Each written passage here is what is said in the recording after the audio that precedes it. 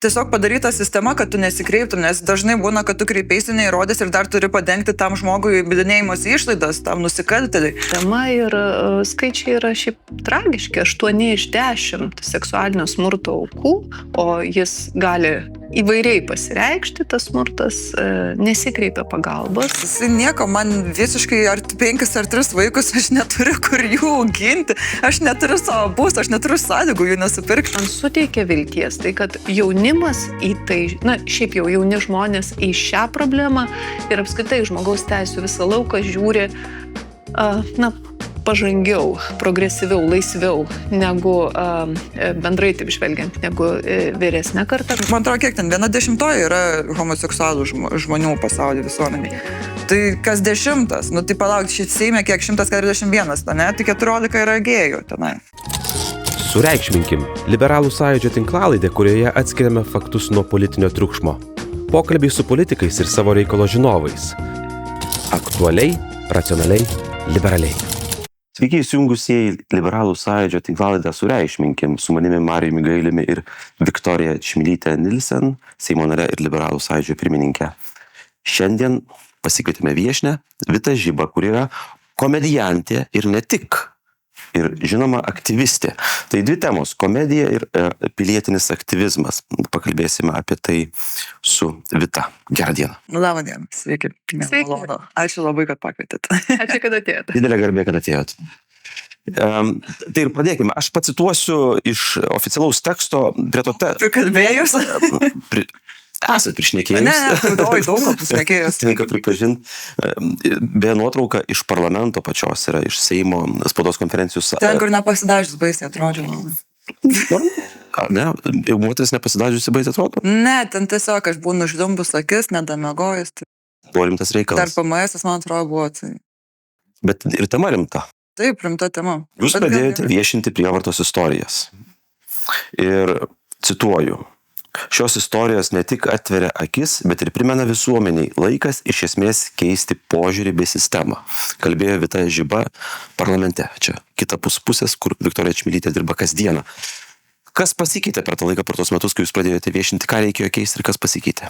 Trumpai, ar yra pokyčių? Yra neapčiopiamų gal tokių pokyčių, kur bendrauju su žmonėmis ir pajauti, kad jie šiek tiek, kas jie čia, ypač jeigu ten pastato gėrimą, tai jau, kad čia jeigu ką nieko, čia jeigu ką nufilmuota, viskas gerai atsargiai, arba buvo netgi variantas, kur mes su draugės sėdėjom, tai vaikinukas prie sako, aš noriu pasakyti išgai, bet žinau, čia negerai, tai po 10 eurų padėjo, sako, jūs išsirinkit, nusipirkit, aš nenoriu, kad tai būtų, sako, bet jau ką nuo manęs. Toks juokinga, bet to pačiu, kaip išsprendė žmogus rūpinasi ir supranta. Ir šiaip daug pastebėjau, kad daug kas iš draugų pasakoja, kad jeigu nueina kažkokį klubą, kur šoka, kad viena du irgi draugė pasakoja, kad sako, aš jau buvau užgerus, bet prie mane, sako, priėjo merginos, sako, atsigerk vandens, mes matom, kad tu gal biškai nesiorientuoji, tai pradėjo daugiau vieni kitais pasirūpinti ir suprasti tą, kad, nes mes anksčiau galvojom, ten apsvaiginimas, gerai, 1, 2, 3, bet kai mes pamatėm, kokiais kiekis yra, tai apsvaiginimas šiek tiek gal supurtė visuomenę, kad tiesiog vieni kitais labiau pasirūpinti, kad nepalikti tiesiog žmogaus. Kokie kiekiai yra, kalbame apie vakarėlius, atsipalaidavimo erdvę, kur yra rizika būti apnuodytam ar apsvaigintam, tai ko tas kiekis, kokia yra tikimybė, kiekviename vakarėlėje tu gali sulaukti? Aš nežinau, labai sunku ir manau, niekas net neįvertins dėl to, kad labai daug aukų nesikreipia, nes mes ir kalbėjom su kolegėmis, kad tiesiog padaryta sistema, kad tu nesikreiptum, nes dažnai būna, kad tu kreipeisi neįrodęs ir dar turi padengti tam žmogui bylinėjimosi išlaidas, tam nusikaltėliai. Tai tiesiog tau kreiptis yra dar blogiau, tu ir dar išgyventi turi visą tą traumą ir dar susimokėti smurtautojui, kuris tave nuodijo. Tai Seime mes neseniai turėjome tokią diskusiją viešą, nes balandžio mėnuo kaip tik yra aktyvizmo mėnuo.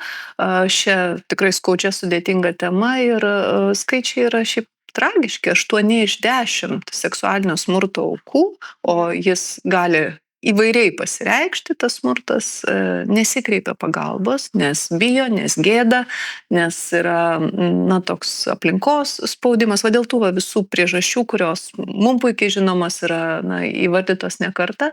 Ir tylėjimas, baimė, gėda, na tai yra tie dalykai, kurie ir tampa tokiu šydu, kuris pridengia problemos mastą. Ir man atrodo labai svarbu, kad tai jūs būdama žinomas veidas, būtent tą žinomumą, tą dalelę žinomumo panaudojate tam, kad kalbėtumėte apie temą, kuri, na šiaip jau skaudi, sudėtinga ir daugelis žmonių norėtų nuo jos kuo tokiau laikytis. Ir man rodos, kad jeigu influenceriai, jeigu žmonės, kurie yra žvaigždės ypatingai jaunimo tarpe, drąsiau imtųsi kalbėti apie tai, suvokimas problemos būtų visai kitoks ir tai turėtų ir, tai padėtų aukom ir galbūt padėtų išvengti kai kurių tokių skaudžių atvejų. O beje šiuo atveju, tai politikai perėmė tą temą jau po to, kai aukos pradėjo šiek tiek drąsiau kalbėti. Kartais būna, kad politikai pradeda kalbėti apie kažkokią skaudžią temą, dėja šiuo atveju buvo ne taip. Pradeda kalbėti. Tai, ką išgirdau, yra labai natūralu turbūt vaišinančiam vaikinui čia pirmiausia deklaruoti, kad jis neturi blogų ketinimų. 10 eurų duoda vietoj gėrimo. Tai prasme, tu šitaip deklaruodamas rodai tam tikrą rūpestį, ar ne?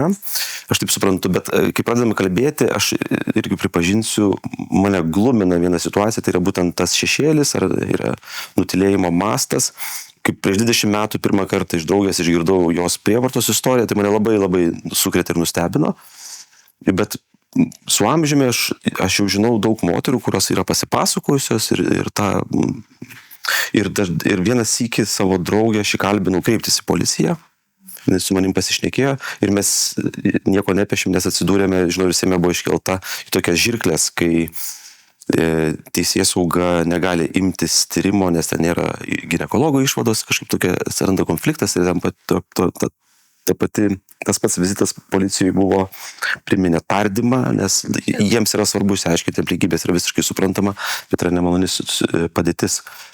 Tai Jo, tas dažnai būna iš policijos pusės, gal irgi nemanau, kad buvo gal stipriai apmokyti, ne visi.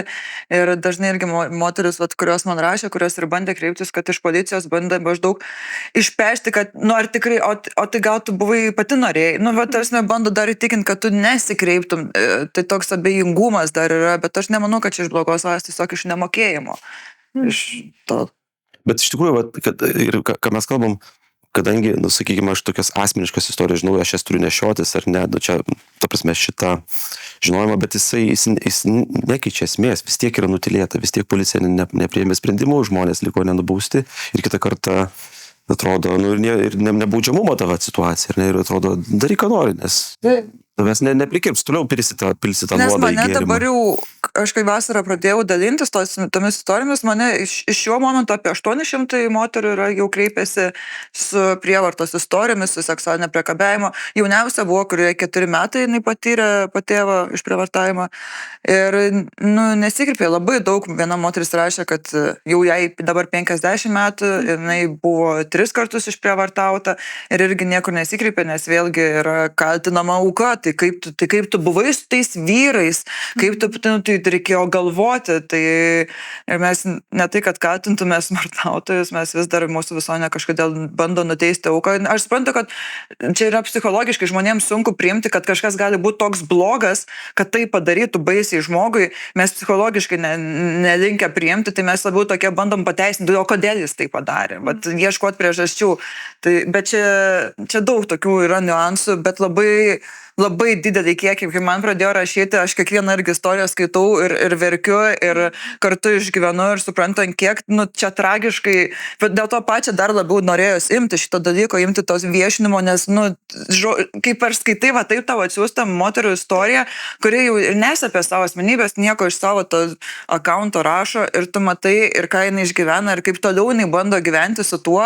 Ir kaip kurie rašė, kurie bandė kreiptis, dabar yra irgi viena mergina dalinosi, jos vaikinas tiksliau dalinosi, kad su jie eina teisminį procesą, nes jie apsaugino, išprievartavo ir žodžiu, kad ir kaip ir tas prievartautojas pripažins tą kaltę, bet jis to pačiu sako, jinai pati norėjo. Ir žodžiu, įrodė, kad tu nenorėjai ir dabar matyt greičiausiai jam dar reikės sumokėti prievartautojui. Absurdas. Tiesiog absurdas, ant kiek visą tie, kur dabar yra įstatymai, tiesiog sudėlioti taip, kad gina grinai prievartautojai. tau net neapsimoka kreiptis, nes tu greičiausiai nieko neįrodysi ir dar turėsi daugiau bėdų. Tai čia tiesiog taip sudaryta, kad prašom, graibykit, prašom, prievartaukit, mes jums nieko nedarysim. Tai aš irgi sakau, patyriau tą, lydėdamas bičiulę, kad yra didžiulis prieštaravimas tarp medicinos ir teisėsaugos. Ir regis buvo taisyta, bet čia sureguliuoti turbūt yra gana sudėtinga dar, ne? Vienas dalykas, aišku, yra tokia konvencija, Stambulo konvencija, apie kurią tiek daug yra kalbėta ir diskutuota ir apie kurią tiek konspiracijų teorijų yra paskleista. Kodėl Stambulo konvencija šiaip jau svarbi, be kita ko, yra dėl to, kad jie apie smurtą kalba, iš esmės padeda sukurti visą apimančią sistemą, ne kažkokį tai vieną elementą, bet nuo švietimo iki pagalbos aukoms. Ir štai čia, kai mes pradedame žiūrėti į savo sistemą, o ypač, aišku, kai aukos, kurios susiduria, mato, kad kažkokio tai elemento, jeigu nėra, negali gauti pagalbos, arba gali gauti pagalbą, bet nelaiku, o vėliau dar ir pabandyk įrodyti, kad esi auka, ir įrodinėjimo našta lieka kažkodėl tai aukai, o galimas smurtautojas, nusikaltėlis stovi kažkur tai nuošaly, kur kas patogesnėje situacijoje. Bet čia, aišku, politinis lygmuo. Stambulo konvencija yra tiek demonizuota, kad ją labai sunku priimti Seime. Todėl dar praeitoj kadencijoje, aš pati, kai kurie kolegos, mes ėjome tokiais gabaliukais, tarkime, persekiojimo kriminalizavimas. Persekiojimas tai nėra seksualinis smurtas, bet tai dažnu atveju tampa tokia įžanga į smurtą, kai žmogus, nejausdamas ribų, pradeda tikrai trukdyti kitam žmogui. Dažniau tai būna vyrai, moterų atžvilgių, galbūt buvusių partnerių, buvusių žmonų, sutuoktinių, bet nebūtinai.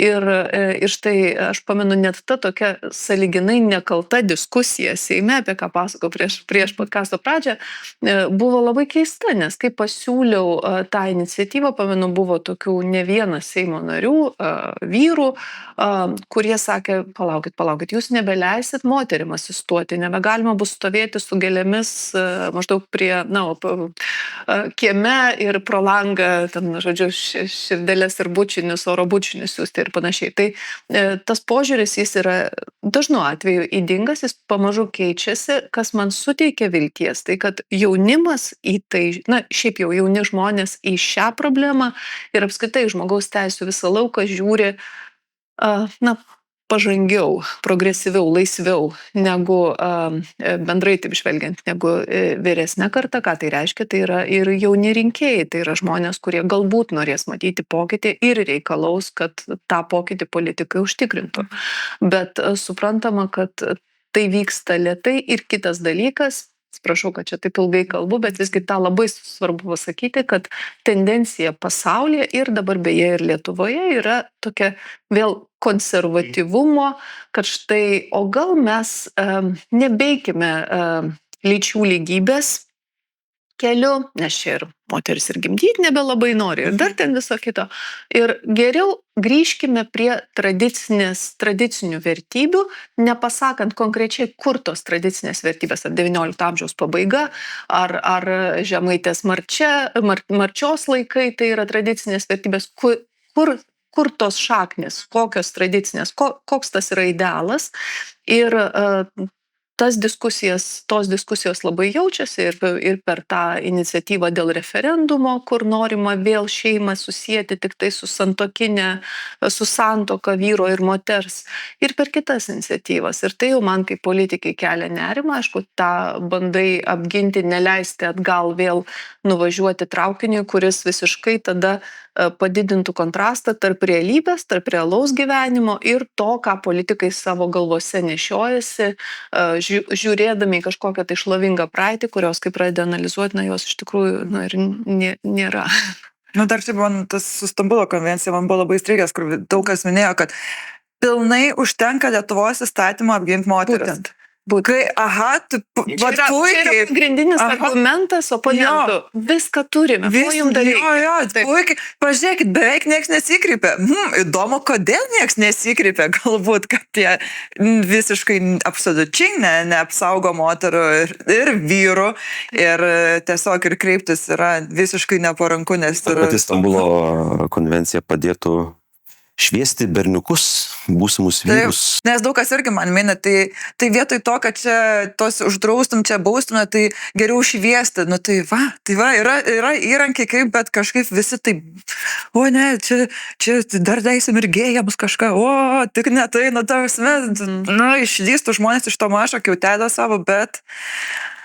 Iš Viktorijos pasakymo pagalvojau, kad yra atoslūgis Jungtinėse valstijose, nes amerikietiška kairė galbūt mano nuomonė, gal truputį per daug nuėjo tokias nišinės temas ir jos tapo mainstreaminėmis. Jo, pasigavo, kur. Ten ir ta prasme, ir dėl to demokratų populiarumas smuko, pavyzdžiui, ar ne, dėl lyties keitimo, iš principo nišinė tema, kuri tapo pagrindinė politinė tema. Ir galbūt dėl to tas konservatyvizmas kaip atsakas tampa norma. Bet nežinau, ar čia vertai tai gilintis. Dar vieną konkretų pavyzdį iš Viktorijos paminėtų, dar tikrai būtinai įgarsinsiu mūsų pokalbį, bet klausydamas jūsų pagalvojau, būtent ir Viktorija, tikrai esu nekartą girdėjęs, pabrėžia, pastebi niuansą tokį. Tarp dabartinių valdančiųjų, čia buvo prieš kelis mėnesius, jaunimas sukilo prieš vieną valdančiųjų partijos lyderį ir jie tiesiog ėjo protestuoti. Ir kas atsitiko aukščiausiame politinėme ešalone? Ne vienas politikas, tarp jų ministrė pirmininkė, sako, jaunimas kaltas. Nes jie turbūt užsakyti konservatorių ir liberalų, jie eina provokuoti. Bet jūs daug pinigų turite, daug užsakinėjat. Ta prasme, tikrai, wow. Jo, tiek vaikų apmokėt. Dar kiek man reikėjo sumokėti, kad čia ateičiau, wow, kad jūs žinotumėt, bet kiek. Ta prasme, Sorošas va taip, babkiam. Ir suklūsti, iš kodėl ta mintis apskritai randasi, kad čia vaikai kalti?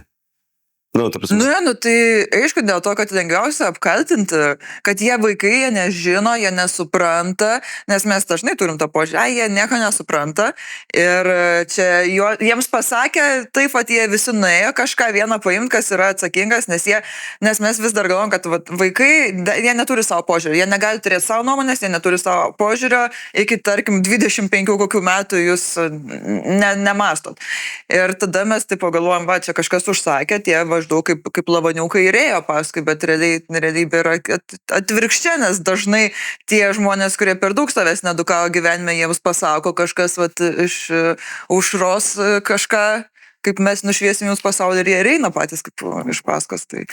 Bet labai lengva vaikus apkaltinti. Labai paprasta. Tiesiog. Kitas dalykas, kad jauni žmonės yra labiau linkę nesitakstyti su autoritetais ir kaip pasakyti tiesiai, kad karalius yra nuogas. Vėliau, bet čia galbūt ne tiek su amžiumi, tiesiog kiek su kažkokia tai gyvenimiška patirtimi neigiama, gali susidaryti tas jausmas, kad geriau pratilėsiu, geriau neįsiu į konfliktą, geriau kažkaip pasisaugosiu, o ką mes vis tiek matome, ar tai būtų kažkokia diskusija, klausimas skaudus, svarbus, žmogaus teisių kažkokia tai tema, jauni žmonės, jie yra drąsesni labiau, mažiau linkę į kompromisus visiškai ir tai yra didžiulė jėga ir tą jėgą vis tiek tu turi kažkaip diskredituoti, jeigu prieš tave eina, tai matyti iš to tas ir kyla.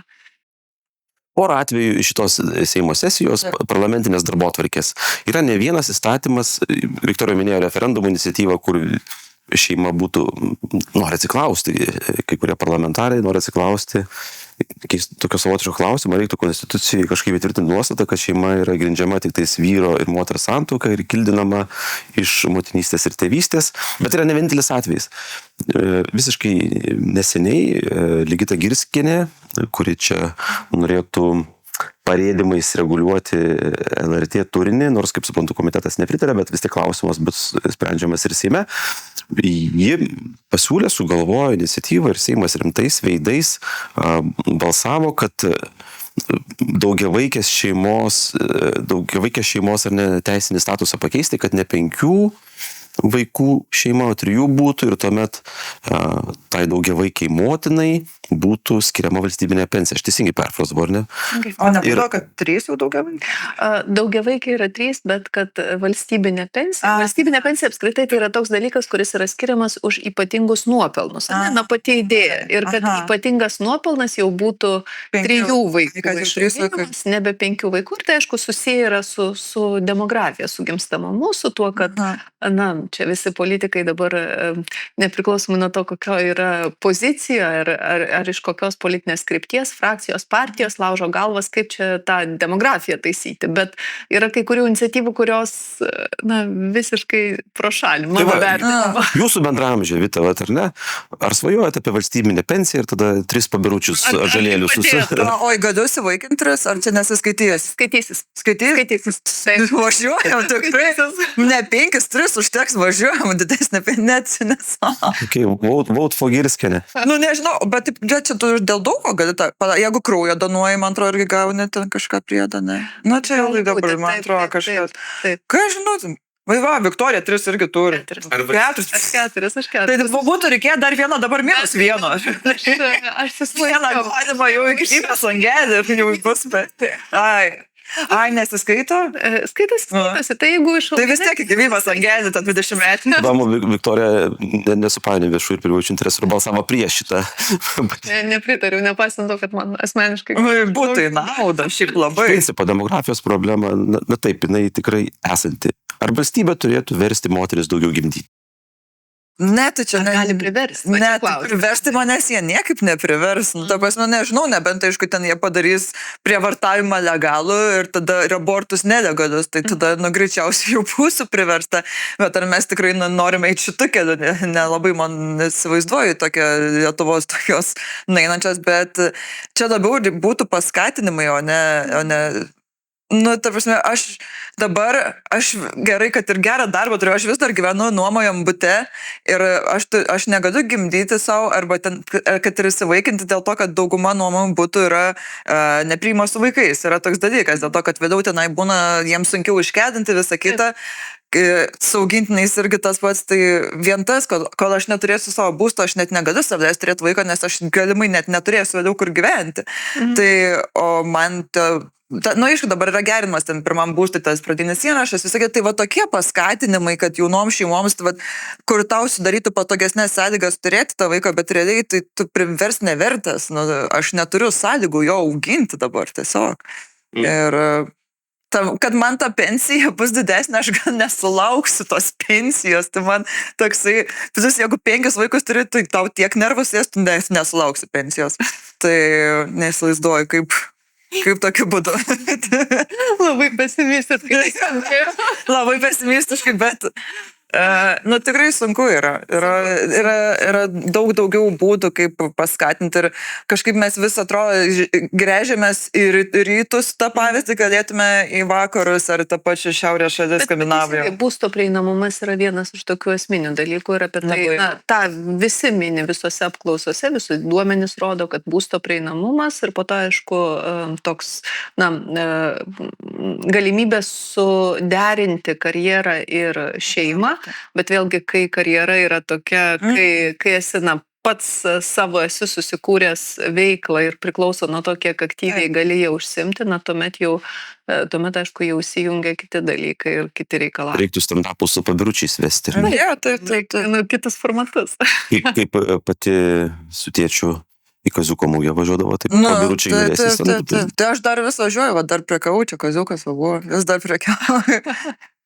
Tai supratau, Ligitos G pasiūlymas nėra jokingas, jisai rimtas išgirdau iš jūsų. Jisai beprasmis, jisai nieko, man visiškai ar 5 ar 3 vaikus, aš neturiu kur jų auginti, aš neturiu savo būsto, aš neturiu sąlygų jų nesupirkti, tai ką reiškia, koks man skirtumas 3 ar 5, man ta pensija nieko. Pagrindinis kriterijus ar nenuosavas būstas. Taip, tikrai taip, nes, pabandykit jūs susinuomoti su vaikų būstą, Sėkmės, realiai sakau.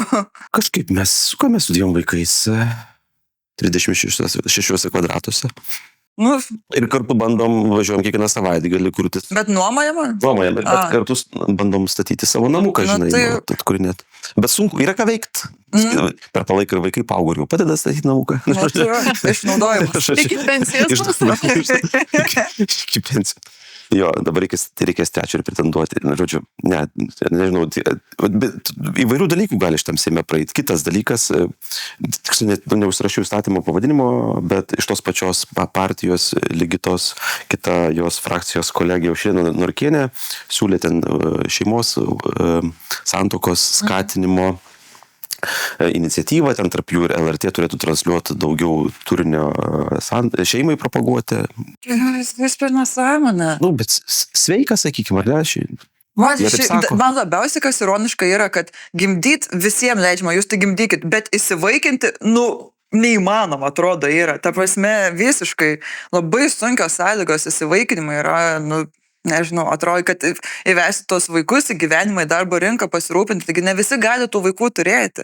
Dar kitas dalykas, tai žodžiu, kad jūs tik gimdykit, bet pasimti ir auginti, ne. Mums tik prigimdykit daugiau. Kas vėliau su tais vaikais bus, koks skirtumas? Jūs tik prigimdykit. Bet ir kiti dalykai, ir dirbtinis apvaisinimas. Dirbtinis apvaisinimas kaip tik dabar yra svarstomas ir ten kaip tik yra nuostata, kad lyg tai daugiau sudaroma galimybė vienišom moterims susilaukti vaikų, susilaukti pagalbos, bet kaip tik dabar registruojame nuo liberalų pasiūlymą, kad nebūtų kažkokių tai apribojimų neprotingų, kadangi iki šiol yra siūloma tokia įtvirtinti nuostata, kad kai pora ateina, vyras ir moteris, jie turėtų įrodyti, o gydytojai turėtų patvirtinti, patikrinti, kad pora jau metus yra kartu ir kad ketina kartu kurti ateitį. Tai aš to įrodinėjimo kiek beklausinėjau ministrės ir kitų, iš teisinės pusės, iš praktinės pusės, kaip tai turėtų atrodyti, kaip tu gali įrodyti. Įrašo įstatymų reguliuoti. Taip. Rimtą santykį. 12 mėnesių. Dalykus, kurie... Tai pasiemi kačiuką globon, jau tipo būdų globosim. Ir dokumentuota. Taip. Tada atsidaryt bendro banko sąskaitą. Jau, mes jau kūrėm matyti kartu. Facebook'o profilį. Jo, bendrą Facebook'ą. Grenda ir Almantas. Viskas. Čia įrodymas. Mes jau visam. Gal mes gerą pasiūlymą. Bendras Facebook'as, viskas. Galit, prašom, imkit vaikus. Gelinis lakas, kabelis, ratlankių. Bendras verslas. Kad vienam pastate ir ratas, kol bičios ratus taiso, ten mergoms nagus padaro. Prašau, važiuojam. Pačios mintis apie vertimą moteris gimdyti per prievartą, čia buvo išsakyta pačios mintis. Aš tiesiog buvau pasiruošęs klausimą apie tai, nes man, ką minėjau, Aušrinės Norkienės, valstiečių frakcijos atstovės, mintis priminė Tarnaitės pasakojimą. Margaret Atwood, gal skaitėt arba matėt serialą, rekomenduoju. Tai ten yra vaizduojama situacija, kai dėl gimstamumo didžiulio nuosmukio, dėl epidemijos yra sukurta sistema, kur yra tam moteris dirba gimdyvių darbą ir jos gimdo ponioms. Tai tokia yra mintis. Ir aš išgirdau Aušrinės Norkienės mintį ir man Tarnaitės pasakojimas. Ne pats faktas, bet pats mąstymas, tai, ką Margaret Atwood aprašė, man atrodo, liudija, tai kaip žmonės įsivaizduoja, kaip turėtų būti populiacija auginama. Cituoju Aušrinę Norkienę. Vaiko gimimas ne tik privatus reikalas, bet ir visuomeniai teikiantis džiaugsmą įvykis. Atrodo nekalta frazė. Juokinga ar rimta? Čia absurd. Man juokinga. Ką, žinau, kiek vieniems tinkia džiaugsmą, kitiems ne, tai vaikai, jūs pažiūrėkite, kaip būna parduotuvė išžydom be žemės, tai man mažai džiaugsmą. Podcaste sakėt, pripažinkit, kad visi nekenčiat vaikų. Visi mes nekenčiam tikrai vaikų. Tikrai dalimi, tarsi, bandėt keist pampersą. Dieve mano, aš tikrai nėra pats maloniausias dalykas. Ne, aš čia ant bairio, bet ta prasme, čia... gimdykit, aš ir turiu irgi savo programą tą barį, kad visiems yra, gimdykit, kiek lenda, nesvarbu tavo sveikata, nesvarbu, kur tu tą vaiką ar turėsi, kaip jį gyveni, nesvarbu tavo emocinė sveikata, tu tik pagimdyk, tu tik išleisk iš savęs ir viskas. Bet aš manau, kad dar kas svarbu, tas visuomenės džiaugsmas, visgi tai yra labai veidmainiška frazė, nes su kuo susiduria praktiškai visi, kurie turi mažus vaikus, tai kad visuomenė labai džiaugiasi. Yra labai daug situacijų, praktinių, paprastų ir aš pati, visada labai džiaugiuosi. Ta prasme, niekada nepykstu ant žmonių, kurie keliauja lėktuvuose su mažais vaikais, nes aš labai džiaugiuosi, kad tai esu ne aš. Taip norisi nuraminti mamą ar tėtį, kurie be galo pergyvena, kad ant mažylis rėkia ant viso lėktuvo, kad nepergyvenk, viskas yra tvarkoje, bet visada toks palengvėjimas, galvoju, kaip gerai, kad ne aš esu toje vietoje. Tai yra taip, o šiaip jau požiūris, va būtent tas požiūrio pakeitimas, bet ne per politikų deklaracijas, ne per kažkokius tai, jo labiau neįstatymuose įrašytas nuostatas, bet per praktinę pagalbą. Ir tokių iniciatyvų, nemažai buvo praeitoj kadencijoje iš mūsų, iš liberalų pusės, kiek padėjo, matyt, nepakeitė tendencijos gimstamumo, bet padeda, po žingsnelį padeda. Viena iš tų iniciatyvų vaiko kambariai didelėse įstaigose ir valstybinėse privalomai verslai. Privaloma tvarka. Tai mano darbas Seimas yra pakankamai didelė įstaiga, kad yra vaikų kambarys. Pagaliau galiu sergantį vaiką atvesti į darbą ir jisai. Kad kitas susirgtų. Bet jo, tiesa, geras momentas, bet techniškai niekada nebūna beveik 2 vaikų. Visą laiką. Tuščias kambarys. Pasitaiko, bet mes pasidalinam, serga vienas, ateina vienas. Užsibūkin. Tai arba dėl blogos nuotaikos, aišku, bet tas tikrai pasiteisina tėčių šitam lengviau. Norėt pasakyti kažką? Ne, tiesiog ties to vaikų turėjimo, kad mes visi sakom, koks čia džiaugsmas ir visa kita, bet mes, kaip pasakyti, mes nesam labai daug įdedantis, kad tam vaikui būtų gerai. Mums džiaugsmas, bet padarykim tam vaikui džiaugsmą, ne, kad jisai turėtų galimybę augti, normaliai tobulėti, mes numetam tą visą pagalbą, nes daug kas tiesiog net neturi galimybių. Pavyzdys, aš suprantu, kad čia yra didelė problema jau regionuose, bet pavyzdys, aš Kupišky augau, aš labai turėjau mažai galimybių kažkur kažką daryti. Ten buvo būrelis tinklinio, ten šokių būrelis ir dar kažkas. Ir ta galimybė, kad suteikti, kad kažkur kitur važiuot mokytis, niekur nėra. Aš net nežinau, ką aš galėčiau gyvenime pasiekti, nes nelabai buvo ir edukuojama. Toksai, čia tu dar laimingas turi būti, jeigu tu patekai didmiestį gimti. Nes jeigu tu mažam miestelį gimiai, sėkmės tau kažką sugalvoti. Dar kad liečia ir algos regionuose. Tai kaip mes sakom, prieinamumas.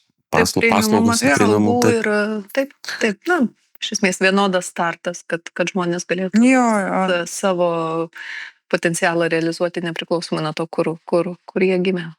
Vaikų auginimas yra mikromenedžinimas, o ne didžiulės turbūt, ar ne, idėjos per referendumus. O ne, tai ten tiesiog atrodo iš kažkokių kryvų galų bando viską, aš neįsivaizduoju, kur atrodo tiek daug, akivaizdu, yra akusas, kur sako, ko mums reikia, kad mes norėtume tuos vaikus gimdyti. Ne. Pensijos. Bet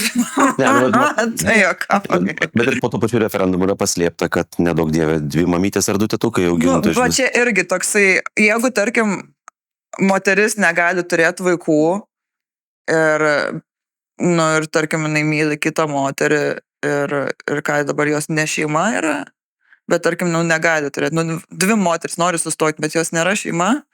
Tai aš negaliu nueiti, jeigu turiu mylimąją, pasirūpinti ją ligoninėj, neturiu jokių teisų, apie nieką. Kažkaip atrodo, mes taip vengiam, pasaulyje, man atrodo, kiek ten 1/10 yra homoseksualų žmonių pasaulyje visuomenėje. Tai kas 10, tai palauk, šit Seime kiek 141, ne? Tai 14 yra gėjų tenai, paskaičiavus. Taip, logiškai turėtų būti. Atvirai, mes to nežinom. Mes to nežinom, bet turėtų būti kažkas maždaug tokio. Tas vienas patentinis gėjus Europos parlamentai. Jo. Tai gerai, ne 14, 13 dabar liko.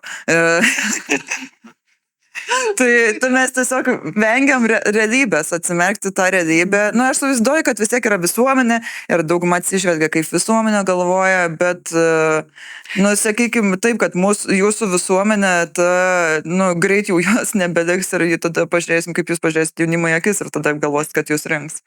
Bet čia irgi geras klausimas dėl referendumo ir dėl, nesigilinkim, kad čia patariamasis referendumas, kuris nenuspręs, nepakeis konstitucijos, bet pati idėja, kad dauguma turi nuspręsti, kokias teisės turės mažuma. Jo. O demokratijoje visgi, na, vienas iš pagrindinių esminių tokių postulatų, principų, kad mažuma visiškai nesvarbu, kokia ji yra. Na, mes dažniau kalbam apie seksualinės mažumas, nes, nu, tai sukelia emocijų fejerverkus pas visus, ar ne, tai ta prasme, pas oponentus ypatingai.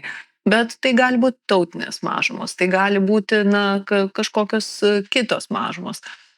Ir mažumos teisės neturėtų apspręsti, na, taip idealiame gyvenime, daugumos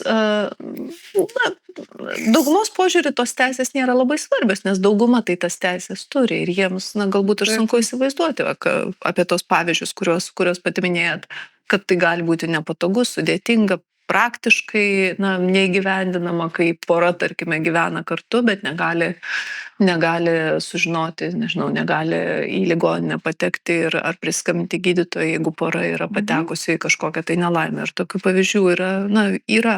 Tai aš manau, kad, na, bet tai yra toks ilgas procesas demokratijos gynimo, tvirtinimo, kur matyti tame pastate per gatvę mes daug metų dar turėsim daryti.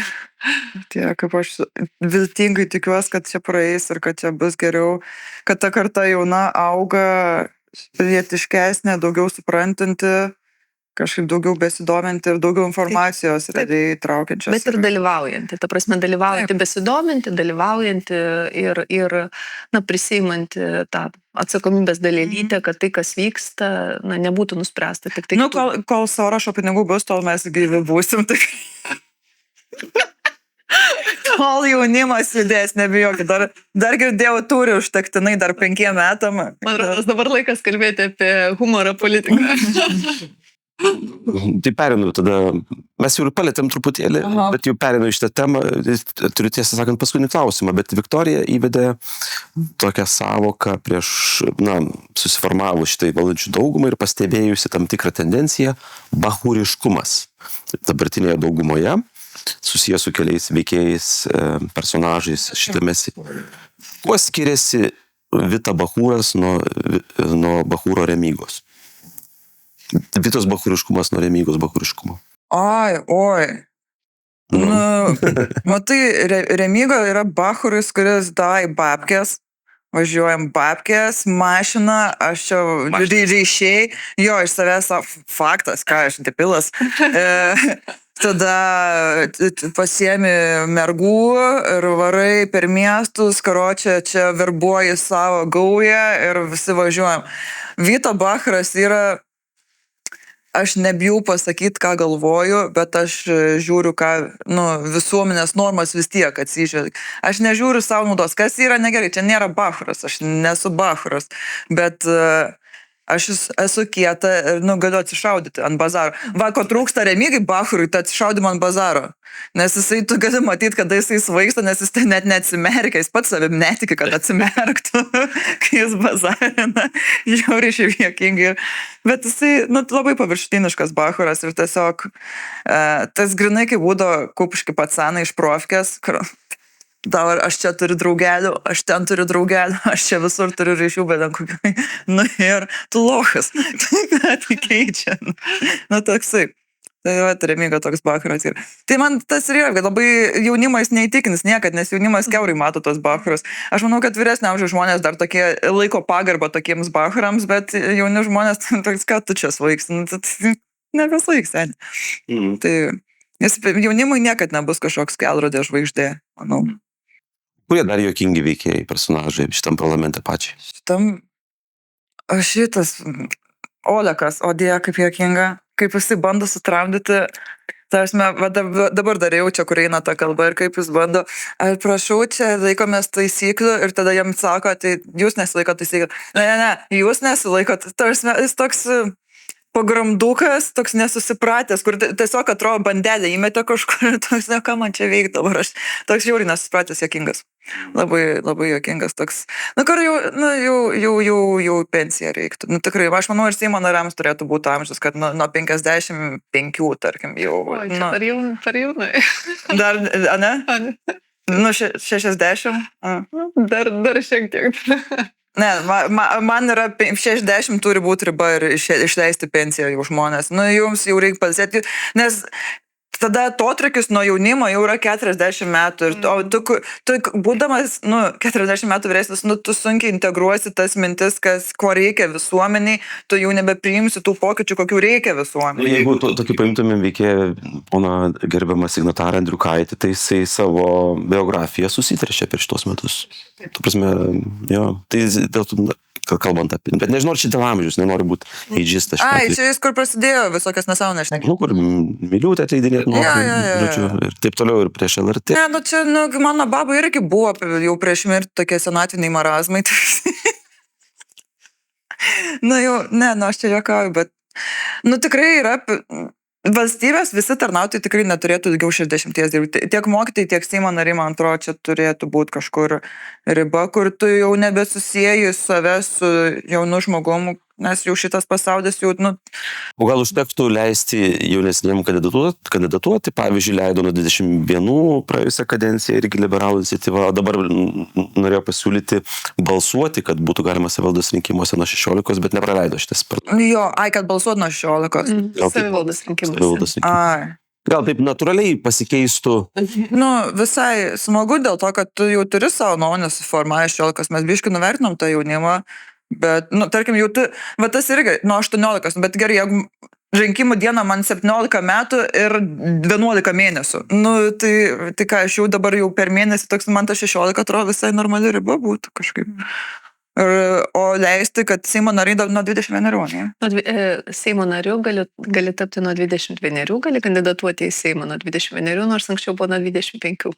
Tai čia pasikeitė tik tai praėjusioje kadencijoje, kad nuo 21 metų, bet ne nuo 18. Bet iki kada nėra?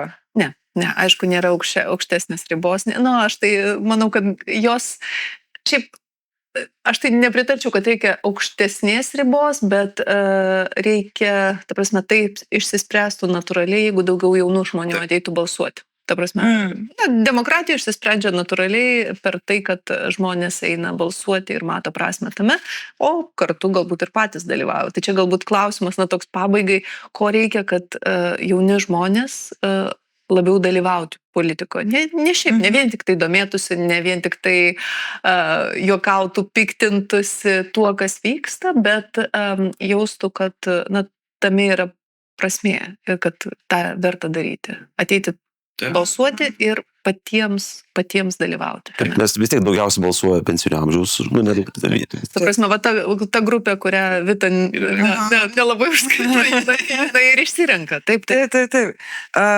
Tarkim, aš dar pagalvoju apie save, kai dar gyvenau Kupišky, ko man būtų reikėję, kad galbūt kažkas iš tų politikų ateitų pakalbėti su jaunimu. Matyti juos, žinau. Jo, matyti. Ir gal matyti tose, kur jaunimas daugiau įsitraukta viešąjį gyvenimą, būti matomiems labiau, nes dėja, pavyzdžiui, tas pats Remygas tiesiog važiavo per visus miestus ir kaip jisai susirinko. Tai jeigu būtų labiau matomas, nes dabar man būnant tam pačiam Kupišky, kai nebuvo kažkoks, aš ten per daug aš nesupratysdavau tos politikos, kad aiškintis, tai tiesiog eidavau ir žiūrėdavau pagal partiją, pagal tai prabalsuodavau realiai. Bet nežinau nieko apie kandidatus, tai jeigu jie būtų daugiau matomi Prasme, kad nepataikydavo būtent į jaunimo lauką informaciją. Taip, pas jaunimą. Dabar jau gal įsivaizduoju labiau patenka, bet bent jau kai aš prieš 12 metų, tai labai buvo nematomi, atrodo, politikai. Ir buvo gan vyresni tokie. O šiaip savivaldos rinkimuose, kas liečia, tai irgi gal nuėtų pasikalbėti su jaunimu, bet čia nežinau. Kiek kas nori to laiko investuoti, čia labai priklauso. Aš buvau jaunimas, dar bebaigiantis mokyklą. Čia prieš 20 metų. Gilioj žiloj senoviai. Mano pirmasis tas politikas buvo Ramūnas Karbauskis. Wow. Pasirodo, nebuvau tu kvailas, tada neišdūrė manęs jisai. Jis prieš NATO tuomet pasisakė. Aš visą laiką galvoju, kad darbo partija yra žiauriai gerai, nes mano baba turėjo podelį iš darbo partijos. Aš daugiau niekur nebuvau kaip jauna mačius logo, man atrodo, gera partija, duoda dovanų. Tai tiesiog, kur tu nieko nežinai, nematai ir tu pamatai tą logotipą. Čia kaip prekinį ženklą irgi, tai reikia biškai, gal partneriams labiau investuoti tą prekinį ženklą, matomumą irgi. Čia tuo pačiu, jeigu apie jūs neišgirs, bent jau bus matę jūs prekinį ženklą. Ja, turim ką veikti. Ir pabaigai pačios kaip komikės. Gal ir Viktorija papildys, pasiteiraučiau. Čia minėti kai kurie personažai ir bandžiau, sakyk, savirefleksiją dabar užsimsiu, reflektuoti, kaip dirbantis parlamente ir stebintis politinį procesą ir vyksmą kasdieną. Inga Ruginienė nėra kompetentingas žmogus ir tai rodo. Tai mes greitai. Seimo pirmininkas Juozas Olekas, jis yra, kaip gerai pastebėta, truputėlį Pagramdukas, nesuprantas, kur yra. Suka. Ta prasme, tai va. Turime koalicijos partnerį, kuris, tiesiog, pavargsti nuo to žmogaus buvimo, diskursė galų gale. Jau nekalbant, kad tenka susitikti kasdieną. Bet supratau, kad aš neimu širdį. Aš dažniau pasijuokiu. Ta prasme, jeigu tu dėl kiekvieno jaudinsies, pražilsi greičiau. Ne, man tai kokia turėjo būti, kur ta reakcija, kur yra sveika reakcija? Išgyventi ten, eiti į OPTV laidas ir verkti dėl visko, ar jų pasijuokti? Nežinau, aš tai žiūriu kaip į mirtį, jau tavęs, aš išvengiu, kad išgyventi tai, nes tau, čia, jeigu pradėsi galvoti rimtai, čia žiauru yra, tiesiog tu žvengi. Tai kaip grinai, kaip būna tam, man, pavyzdžiui, aš kai žiūriu tą dabar koaliciją Seimo, man kaip primena tą per laidotuvės sumuštinių kambariuką, kur tu naini pažveng su dėdam, nes tau per nuplauti tą liūdėsi. Tiesiog. Tiesiog, nes absurdas yra, kaip taip gali vykti. Ir tada, tu jį nepažvengi, nes jeigu ir po to grįžti į realybę, pažiūri tą gūdantį lavoną politikų ir toks, nieko išgyvensim, dar porą metų liko. Aš tai sakyčiau, kad man kontrastą sudaro visą laiką Amerikos politika. Ir kai pasižiūrė į ją, galvoju, kaip pas mus viskas gerai. Viskas, kas pas mus yra blogai, yra palyginus dar tik tai... Kupiškio lygio problemos. Su visa pagarba Kupiškiui, ta prasme. Kupiškis labai geras miestas. Labai geras. Mes išlipom iš savižudybių pirmavimo skaičiaus. Ir beje, taip ir labai sėkmingų yra dalykų su jaunimu. Su jaunimu darbo galbūt jau, čia pastaraisiais metais, bet grįžtant prie to, taip, aš manau, kad pasaulis kraustosi iš proto šiek tiek ir labai svarbu, kad galėtume tai laiks nuo laiko pažiūrėti su tokia, sarkastiškai. Išsimuštino kambariuką. Kažkaip visiems mums daugiau reikia, ar ne? Jo. Tiesiog žiūrėkite, kaip per sunku žiūrėkite viską pro sumuštino kambariuką akis sudėdam. Tai šituo žvilgsniu iš sumuštinio kambariuko ir baigiam. Dėkui, kad žiūrėjote, dėkui, kad klausėtės. Ačiū Vitai Žibai už gerą nuotaiką ir už tą paskutinį pokštą. Mes dar pasijuoksim, mes dar sureikšminsim. Laimingai. Sureikšminkim – Liberalų sąjūdžio tinklalaidė, kurioje atskiriame faktus nuo politinio triukšmo. Pokalbiai su politikais ir savo reikalo žinovais. Aktualiai, racionaliai, liberaliai.